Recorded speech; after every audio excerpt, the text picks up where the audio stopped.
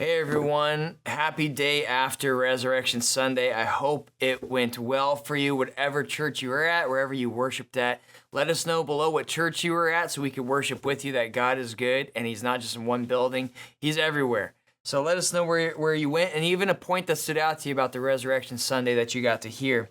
What I want to share with you this morning is worship God this week. What we see in Matthew 28, which we talked about this last week. If you haven't had a chance to watch it, go back and watch it. But in Matthew 28, verse 7, we see that the angel's telling the women, then go quickly, tell the disciples he's risen from the dead. So they went to a tomb thinking that hope was gone, that their problems were still going to be around, and that Jesus couldn't come through.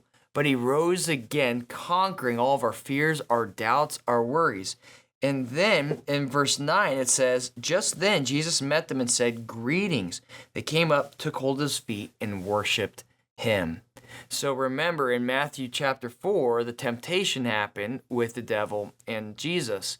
The devil tempted him to worship him, and Jesus says, you should only worship the Lord your God and serve only him. And right here we see Jesus receives and accepts the worship, which shows Jesus is God. Not only that, he's worthy of our worship. So this week, no matter what news you hear, whether it feels like it's the end, there's no hope, choose Jesus. Choose to worship him, fall at his feet, give it to him, and trust that his plans for you are good. Rest in his promises that he's alive, he conquered, so now we could face today, we could face tomorrow. So let's worship Jesus this week.